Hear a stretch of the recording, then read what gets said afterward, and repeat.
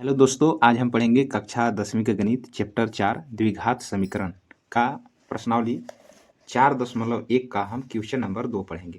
Question number 2 में आपका 4 प्रश्न है। तो इस वीडियो में हम पढ़ने वाले हैं क्वेश्चन नंबर 2 का हम 1 से लेकर 4 तक क्वेश्चन पढ़ेंगे। ठीक है, तो चलिए आइए स्टार्ट करते हैं। देखिए आपका क्वेश्चन क्या कहता है, यहाँ पर क्वेश्चन क्या कहता है समझिए। निम्न स्थितियों को द्विघात समीकरणों के रूप में निरूपित कीजिए। अगर एक क्वेश्चन नहीं समझ में आता है तो शुरू से अंत तक का वीडियो में रखिए, आपको अच्छी तरह से समझ में आएगा। देखिए यहाँ पर देखिए 4 क्वेश्चन है। सबसे पहले यहाँ पर क्या करता है कि चारों क्वेश्चन को आपको द्विघात समीकरण के रूप में निरूपित करना है। तो द्विघात समीकरण क्या होता है पहले उसके बारे में जान लेते हैं थोड़ा सा, कि इसका फॉर्मेट कैसा होता है और क्वेश्चन को हम हल करते हैं। तो आइए स्टार्ट करते हैं।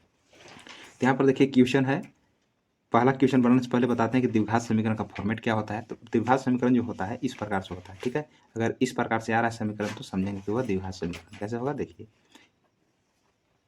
यहाँ पर लिख दिया हम द्विघात समीकरण। ये जो है इस प्रकार से होता है। इस प्रकार से दिया रहा है ax² plus bx plus c बराबर 0। यदि इस प्रकार से आ रहा है समीकरण तो हम समझेंगे कि वह द्विघात समीकरण है, मतलब दो घात आना चाहिए। ठीक है, तो चलिए स्टार्ट करते हैं पहला क्वेश्चन को। ठीक है, तो पहला क्वेश्चन यहाँ पर देखिए पढ़ते हैं। पहला क्वेश्चन क्या बोलता है कि एक आयताकार भूखंड का क्षेत्रफल 528 मीटर स्क्वायर है। क्षेत्र की लंबाई मीटरों में है, चौड़ाई के दोगुने से एक अधिक है। हमें भूखंड की लंबाई और चौड़ाई ज्ञात करनी है। तो बहुत ही अच्छा क्वेश्चन है और बहुत सरल तरीका से इसे समझ सकते हैं। देखिए एक आयताकार भाग है, आयताकार भाग इस प्रकार से होता है, नहीं जानते हैं तो जान लीजिए। इसका आमने सामने की जो लंबाई होता है बराबर होता है। ठीक है, ये आयत हो गया। कहता क्या है कि देखिए ये पूरा क्षेत्र को जो क्षेत्रफल है ये दिया है 528 मीटर स्क्वायर। 528 मीटर स्क्वायर दिया है पूरा क्षेत्रफल। ठीक है, और लंबाई चौड़ाई इसमें बता रहा है। क्या लंबाई चौड़ाई बता रहा है, देखिए कहता है कि जो लंबाई जो है चौड़ाई के दुगने से एक अधिक है। तो सबसे पहले क्या करना होगा, आपको मानना होगा। ठीक है, यदि हमें चौड़ाई पता रहता तो उसमें हम 2 से गुना करके एक अधिक कर जोड़ देते तो हमें लंबाई पता चल जाता। ठीक है, तो सबसे पहले क्या करना होगा इसको कि मानना होगा। कैसे मानेंगे, देखिए हम लिखेंगे कि माना कि भूखंड यानी आयत। ठीक है, तो भूखंड भी ले सकते हैं या आयत भी ले सकते हैं। तो लिख लेते हैं हम आयत, आयत का चौड़ाई ले लेते हैं x मीटर। ठीक है, कि आयत का जो चौड़ाई है x मीटर है। तो यहाँ पर देखिए चौड़ाई जो है छोटा वाला भाग है, मान लेते हैं कि यह x मीटर है। अब क्या कहता है कि लंबाई क्या है, देखिए यहाँ पर लिखेंगे लंबाई तथा लंबाई। ठीक है, क्योंकि देखिए क्या करें, लंबाई जो है क्या कहते हैं, लंबाई किसा है कि चौड़ाई के दुगने से अधिक है, इसलिए पहले हम चौड़ाई मानेंगे। तो लंबाई कितना होगा, देखिए अब यहाँ पर पढ़िए चौड़ाई के दुगने। चौड़ाई क्या है, x है, x के दुगने कह रहा है, चौड़ाई के दुगने मतलब चौड़ाई में 2 गुना करेंगे। तो चौड़ाई को हम x माने हैं, तो चौड़ाई के दुगने कह रहा है तो 2 से गुना करेंगे। चौड़ाई में तो 2 गुने x करेंगे, कितना हो जाएगा 2x। दुगने से एक अधिक है तो इसमें क्या करेंगे हम 1 जोड़ देंगे, तो ये लंबाई हो गया। ठीक है, फिर से बार पढ़िए कि जो लंबाई जो है, ठीक है, चौड़ाई के दुगने से एक अधिक है। लंबाई कैसे है, चौड़ाई के दुगने, तो चौड़ाई को हम x माने, x के दुगने में एक अधिक है तो हम 1 जोड़ देंगे। तो इस प्रकार से लंबाई हो गया। ठीक है, ये आपका हो गया मीटर में। जो लंबाई है इस प्रकार से दिया हुआ है, चौड़ाई से दुगने से एक अधिक है तो एक हम जोड़ दिए। इस प्रकार से क्या निकल गया, ये लंबाई निकल गया। ठीक है, बस आपको मानने का तरीका है। अब क्या कहता है कि इसका लंबाई चौड़ाई क्या होगा, तो क्या करेंगे हम यहाँ पर लिखेंगे प्रश्न से, प्रश्न से लिखेंगे आयत का क्षेत्रफल बराबर दिया हुआ है। क्या दिया हुआ है, 528 मीटर स्क्वायर। ठीक है, अब आयत का क्षेत्रफल क्या होता है, तो लंबाई और चौड़ाई को गुणा करते हैं। तो लंबाई कितना है पहले लिख लेते हैं कि लंबाई गुने चौड़ाई होता है बराबर 528 होगा। अब लंबाई देखिए कितना है, तो लंबाई क्या है 2x प्लस 1 लिखेंगे हम, 2x प्लस 1 और गुना में क्या है चौड़ाई, चौड़ाई क्या है x है, तो यहाँ पर x ले लेंगे बराबर 528 हो गया। अब कैसे करेंगे कि x से ये दोनों में गुना करेंगे, तो x गुना 2x करेंगे तो होगा 2x स्क्वायर, और x गुना 1 करेंगे तो होगा x। इधर का प्लस है, इधर जब आएगा तो इधर हो जाएगा माइनस, तो प्लस इधर का हो जाएगा माइनस 528 बराबर क्या बचेगा 0। ठीक है, ये जो आपको जो समीकरण दिख रहा है क्या इस प्रकार से दिख रहा है, इस प्रकार से तो बिल्कुल दिख रहा है। ठीक है, A X square plus B X plus C बराबर 0 के प्रकार का यह दिख रहा है, तो हम क्या समझेंगे कि यह द्विघात समीकरण है। ठीक है, जिसका पावर 2 आ गया तो समझिए कि द्विघात समीकरण है, तो लिखेंगे अतः यह समीकरण द्विघात है, द्विघात समीकरण है, द्विघात समीकरण है। जिसका पावर 2 आ गया, A X square plus B plus C के प्रकार का है ना, तो हम क्या समझेंगे कि यह द्विघात समीकरण है। आपको 2 पावर आना चाहिए, द्विघात का मतलब जिसका 2 पावर हो। चलिए क्वेश्चन नंबर 2 देखते हैं। ठीक है, क्वेश्चन नंबर यहाँ पर 2 देखते हैं, पहले हम क्वेश्चन को पढ़ लेते हैं। ठीक है, क्वेश्चन यहाँ पर देखिए, क्वेश्चन 2 कहता है कि 2 क्रमागत धनात्मक पूर्णांकों का गुणनफल 306 है, हमें पूर्णांकों को ज्ञात करना है। ठीक है, वो 2 कौन सी संख्या है जिसको गुना करने पर 306 आएगा। 2 क्रमागत धनात्मक मतलब 2 लगातार संख्या। ठीक है, जिसको गुना करने पर 306 होना चाहिए, वो 2 संख्या कौन सा है। इसको मानने का बहुत आसान तरीका है। कैसे मानते हैं पूर्णांक, देखिए जब भी आपको पूर्णांक पूछेगा तो आपको मानना है x और x प्लस 1, यदि 3 का था तो x प्लस 2 हो जाता है, x प्लस 1 x प्लस 2, यहाँ पर 2 ही बोला है तो क्या मानेंगे हम, तो इसको हम मान लेते हैं इस प्रकार से, इसको मानेंगे हम कि माना कि 2 धनात्मक पूर्णांक, जब भी पूर्णांक मानना होगा तो इस प्रकार से मानना है। पहला वाला संख्या x और दूसरा वाला संख्या को मान लेते हैं x प्लस 1 है, ऐसे मानेंगे। 3 कहता तो x प्लस 2 मान लेते। अब यहाँ पर क्या कहता है प्रश्न में क्या कहता है कि ये दोनों का, देखिए 2 क्रमागत धनात्मक पूर्णांकों का गुणनफल 306 है, यदि दोनों को गुना कर देंगे तो 306 के बराबर हो जाएगा। तो क्या करेंगे हम, गुना कर देंगे। ठीक है, यहाँ पर लिखेंगे हम प्रश्न से अब दोनों का गुणनफल है तो क्या करेंगे, दोनों को गुना करेंगे, तो x और x प्लस 1 को क्या करेंगे हम गुना कर देंगे, किसके बराबर हो जाएगा, तो यहाँ पर लिखा है 306 के बराबर हो जाएगा। जब दोनों को गुना करेंगे तो कितना आ जाएगा, 306 आ जाएगा, तो यहाँ पर लिखेंगे बराबर 306।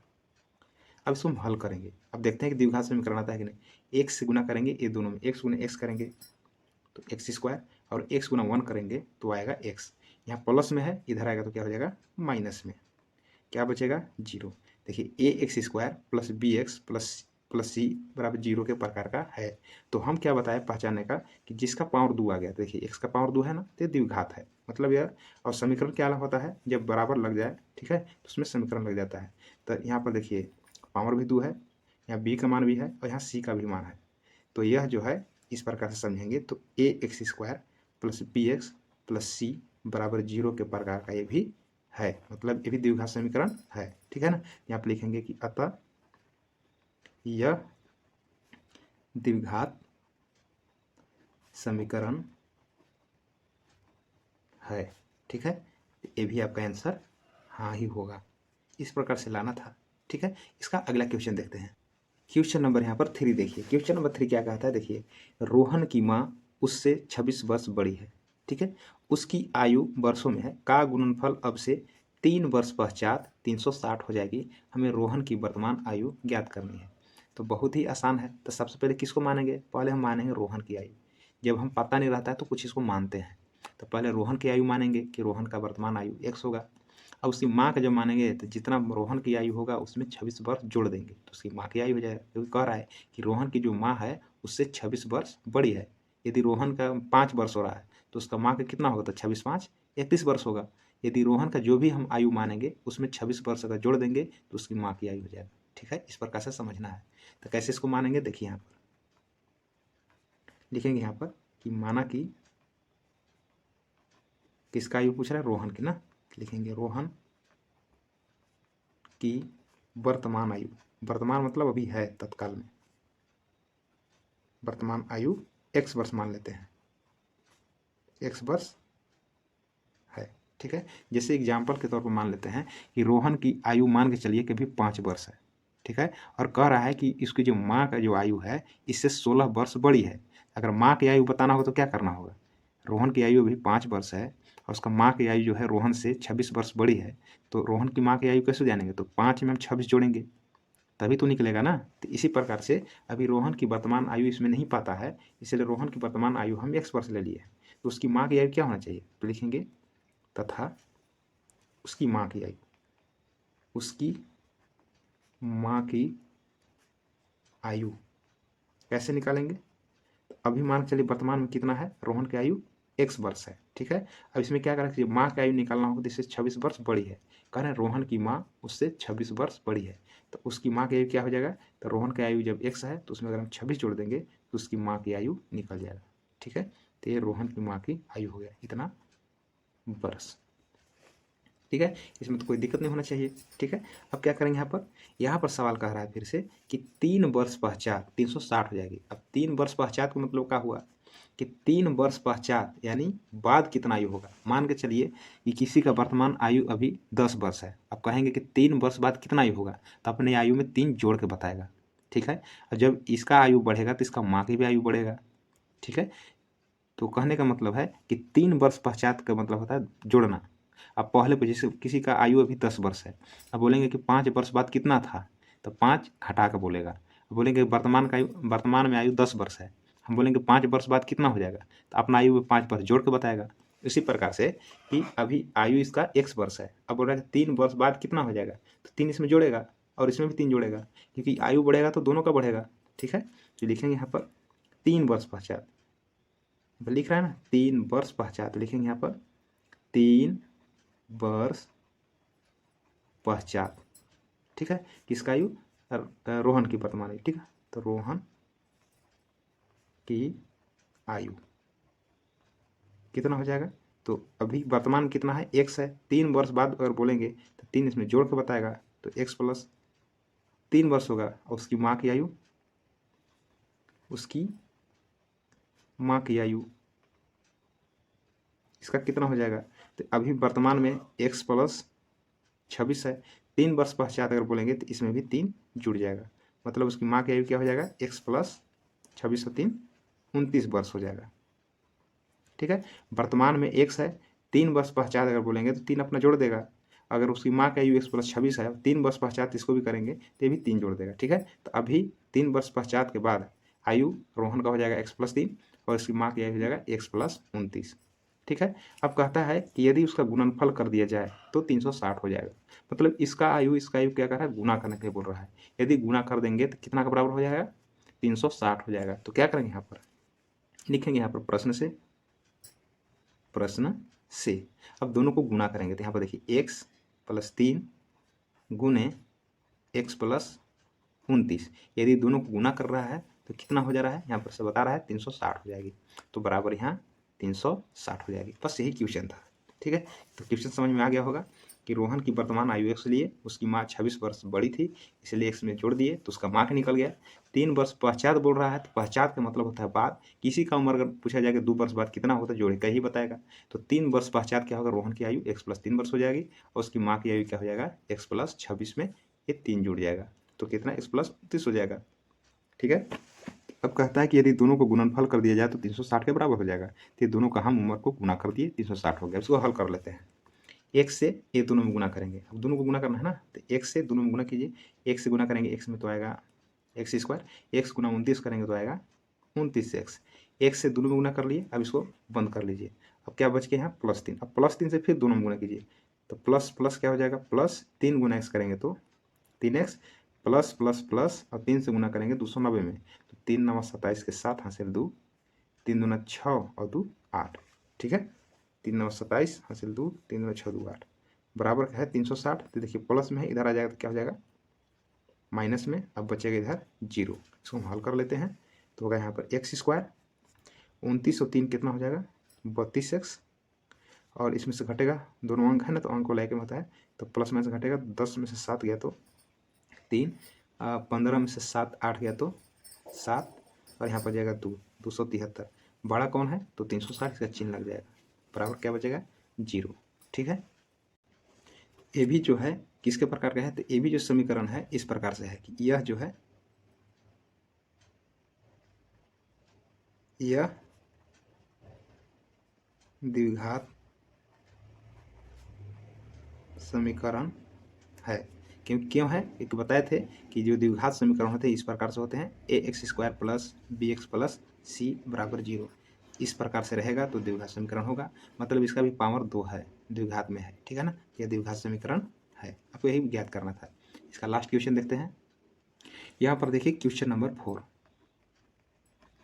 क्वेश्चन नंबर 4 कहता है कि एक रेलगाड़ी 480 किलोमीटर की दूरी समान चाल से तय करती है। उसका जो चाल है एक समान है, ठीक है, और दूरी बता रहा है कि 480 किलोमीटर है। यदि इसकी चाल 8 किलोमीटर प्रति घंटा कम होती है तो वह उसी दूरी को तय करने में 3 घंटे अधिक समय लेती है। कब 3 घंटे समय लेती है, जब इसका स्पीड जो होता है, चाल जो होता है कम हो जाता है, ठीक है। 8 किलोमीटर जब प्रति घंटा, जब 1 घंटा में 8 किलोमीटर जब कम हो जाता है, इसका चाल में कमी हो जाता है, तो उसका समय 3 घंटा और अधिक लग जाता है। तो हमें पता करना है कि हमें रेलगाड़ी की चाल ज्ञात करनी है, तो रेलगाड़ी की चाल क्या होगा, ठीक है। लेकिन आपको चाल ज्ञात नहीं करना है, केवल आपको द्विघात समीकरण में बना देना है, ठीक है। तो चलिए स्टार्ट करते हैं। देखिए, तो सबसे पहले हमें रेलगाड़ी की चाल ज्ञात करनी है, तो इसको मानना पड़ेगा। तो हम मान लेते हैं, लिखेंगे माना कि रेलगाड़ी की चाल, ठीक है, किलोमीटर प्रति घंटा में है, तो लिखेंगे माना कि रेलगाड़ी की चाल x किलोमीटर प्रति घंटा है, ऐसा हम मान लेंगे, ठीक है। तो क्या होगा, यहाँ पर देखिए क्या दिया हुआ है, चाल के मान लिए। अब यहाँ पर देखिए दूरी दिया हुआ है, ठीक है, तो यहाँ पर लिख लेंगे दूरी बराबर 480 किलोमीटर, ठीक है।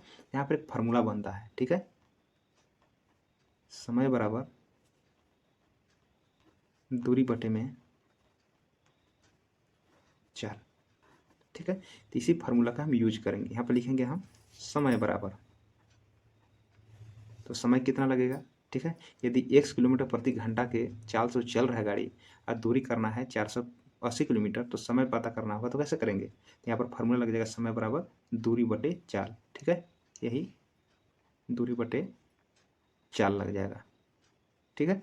तो दूरी कितना है, दूरी कितना है, तो 480, और चाल कितना है, तो x,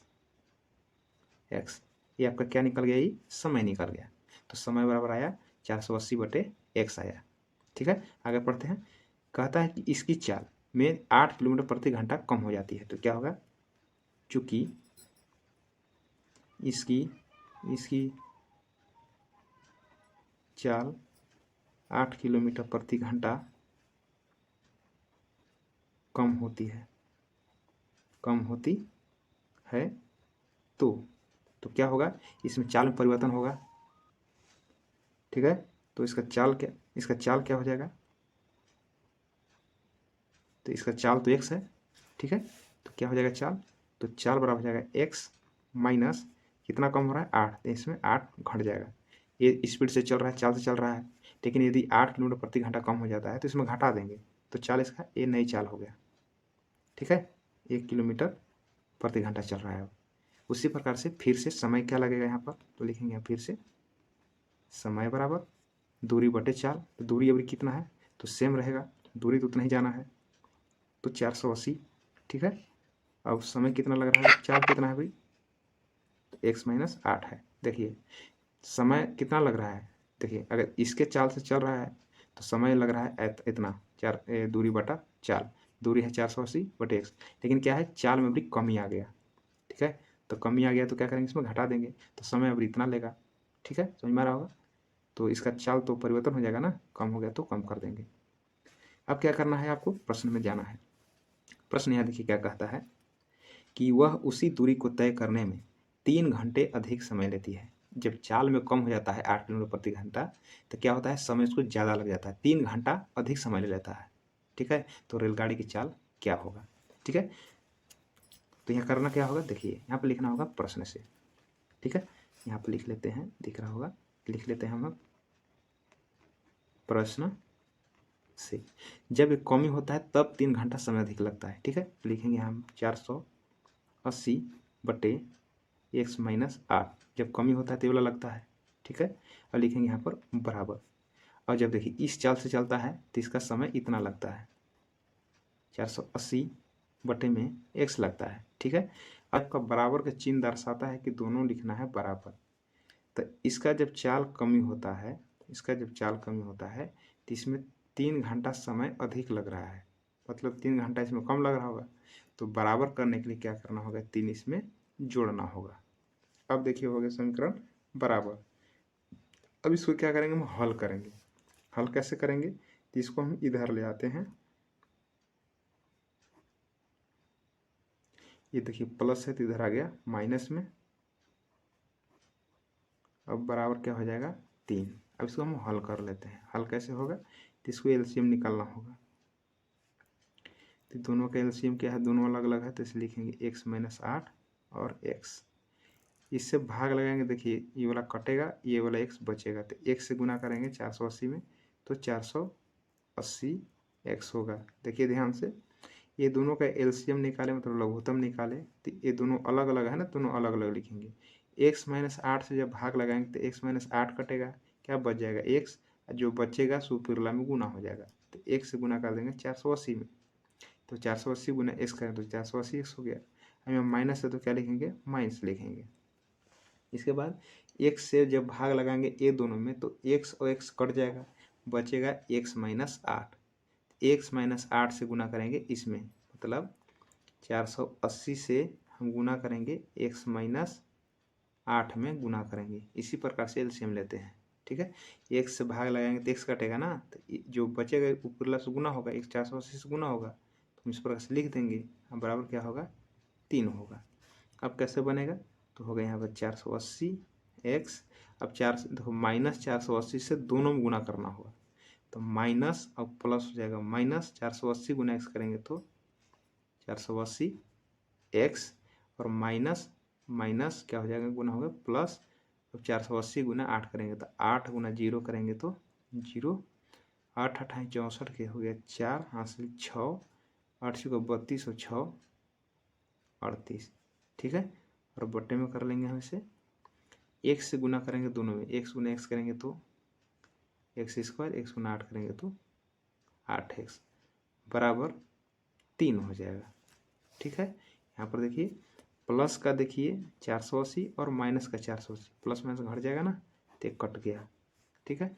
क्या बचा ऊपर में 3840 बटे में एक्स स्क्वायर माइनस 8x बराबर 3, ठीक है। इसको हम तिर्यक गुना करेंगे, इस प्रकार से नीचे 1 ले लेंगे और तिरछा तिरछी गुना करेंगे, क्रॉस मल्टीप्लाई, ठीक है।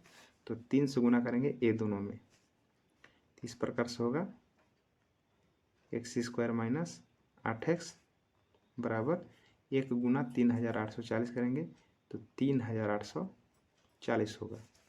अब क्या करेंगे इसको हम, 3 देखिए गुना में है, अब चला जाएगा 3 भाग में, ठीक है।